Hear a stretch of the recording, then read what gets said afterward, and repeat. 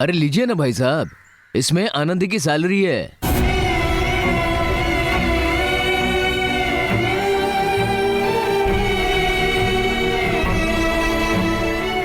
आनंदी से मिलने गया था तो उसी ने दिए। सच में भैया? हाँ बेटी कोकिला, ये देने के लिए ही आया था। आकर देखा तो यहाँ इतनी परेशानी चल रही है तो भगवान ने ही आपको सही वक्त पर भेजा भैया। आनंदी कैसी है भैया? उसको क्या है, बहुत मजे में। आनंदी बहुत होशियार लड़की है, कहीं भी जाएगी खुद को बचा लेगी। उसके बारे में फिक्र करने की जरूरत नहीं है। अलग अपन भैया, इन पैसों को आपके हाथ में देने के लिए बोला था आनंदी ने। ठीक है भाई, अब मैं चलता हूँ। रुको, खाना खा के जाना। नहीं भैया, एक जरूरी काम है, बाद में आता हूँ। चलता हूँ भैया, चलता हूँ दीदी। ए पेची, आनंदी के पैसे खो गए थे तो रो रही थी ना, फिर इतने पैसे कहाँ से आए? हमारी परेशानी के लिए कहीं उसने उधार तो नहीं लिया? बाबा, कदरेसन भैया ने बताया ना कि ये पैसे उसने खुद उन्हें दिए हैं। अब मिल गए होंगे बाबा। सही है, पैसे कैसे मिले उसे, ये बात मैं फोन करके पूछ लूंगी। पहले ये पैसे लेकर जाओ और उसके मुंह पर मार कर आ जाओ। जाओ जल्दी। हाँ रुको, मैं जा कर आता हूँ।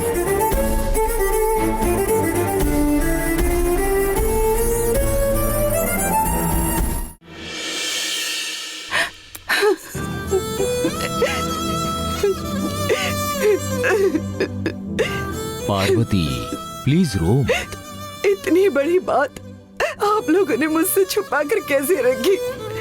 मैं आप लोगों की कुछ नहीं हूँ क्या? नहीं पार्वती, तुम गलत समझ रही हो। महेश को जरा सा भी सरदर्द हो जाता है तो तुम तड़प जाती हो। तुम गांव में थी, अगर ये बात तुम्हें पता चलती तो तुम्हें कुछ ना हो जाए, इसी डर से मैंने तुम्हें बताया नहीं था। I am sorry Parvati. Sorry कहने से सब ठीक हो जाएगा क्या? महेश के साथ जो हुआ उसकी सबसे बड़ी वजह आप ही है।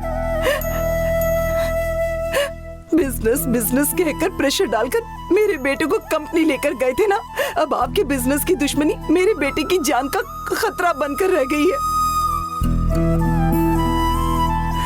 अभी से उसे आपका बिजनेस भी नहीं चाहिए, कुछ नहीं चाहिए। वो सिर्फ मेरा बेटा बनकर रहेगा।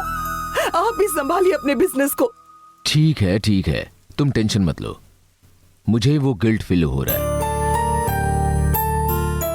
अब से मैं बिजनेस के मामले में महेश को इन्वॉल्व नहीं करूंगा, ठीक है? Calm down Parvati.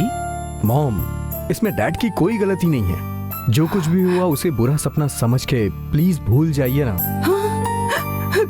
मॉम, मैं एक स्टील बॉडी हूं, आप जानती है ना।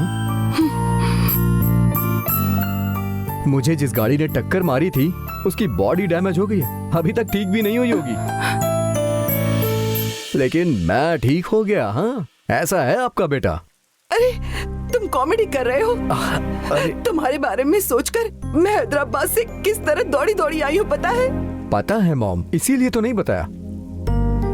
अच्छा मेरी बात सुनिए, अब ये आंसू बहाना बंद करिए ना। मुझे मोटिवेट करने के लिए थोड़ा तो स्माइल कर दीजिए प्लीज। चुप कर। मॉम, जब आप मुस्कुराती हैं तो बहुत खूबसूरत लगती हैं। मुस्कुराइए ना मॉम।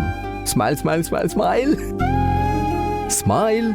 हंसी हंसी हंसी हंसी हंसी। हाँ हाँ हाँ, बहुत अच्छे बहुत अच्छे बहुत अच्छे, क्या बात है। यस, ये हुई ना बात। बदमाश।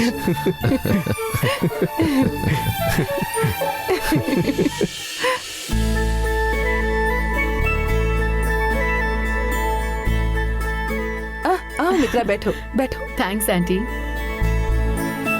महेश के एक्सीडेंट के बारे में तुमने भी हमें नहीं बताया। सॉरी आंटी, अंकल ने। बेटी मित्रा, अभी उसे डांटना खत्म किया है, अभी तुम वापस फंसा रही हो।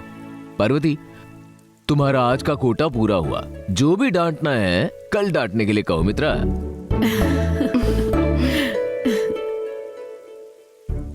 महेश, बात की?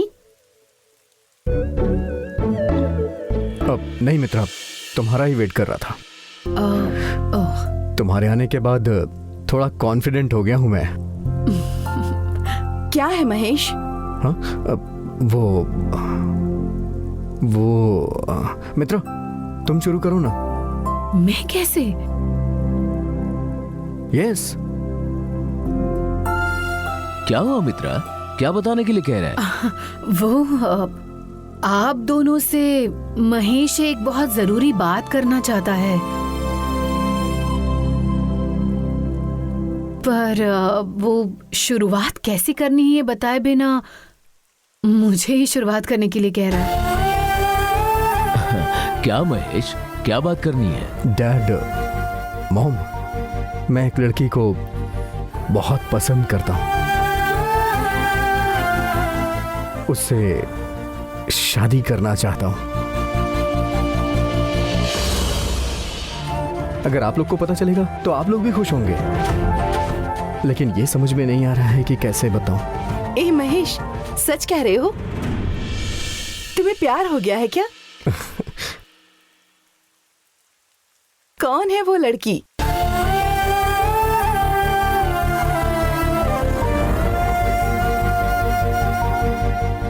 अरे बताओ ना, कौन है वो लड़की? मॉम, वो वेट महेश, तुम किसी से भी प्यार करो, मुझे कोई प्रॉब्लम नहीं है, बट शादी एक बड़ा कमिटमेंट होता है, उसकी कुछ कंडीशंस होती है। अगर उसे तुम स्वीकारोगे तो ही ये शादी हो सकती है। अरे ये आप क्या कह रहे हैं? अब ये शादी के लिए तैयार हो गया है और आप ऐसी बातें कर रहे हैं? नहीं पार्वती, मैं इस मामले में बहुत क्लियर हूं। मेरी कंडीशंस को महेश स्वीकार करेगा तो ही ये शादी हो सकती है। ऐसी तो क्या कंडीशन है? महेश को पूछने दो, बताऊंगा। बताइए ना डैड, क्या कंडीशन है? वेरी सिंपल महेश, तुम्हें किसी लड़की से शादी करनी है तो तुम थिलई राज के बेटे हो, सिर्फ यही एक गुण काफी नहीं है। टीजीसी ग्रुप ऑफ कंपनी मेरा बनाया हुआ साम्राज्य है, इसमें तुम राजकुमार हो सकते हो, इसमें कोई मुद्दा नहीं है, लेकिन राजा बनना है तो तुम्हें बहुत कुछ हासिल करना होगा। गारमेंट्स की सारी जिम्मेदारी लेकर तुम बिजनेस अच्छे से सीख रहे हो, I am happy with that, लेकिन मेरे बिना अकेले इस बिजनेस को संभाल सकते हो, ये विश्वास मुझे अब तक नहीं आया है।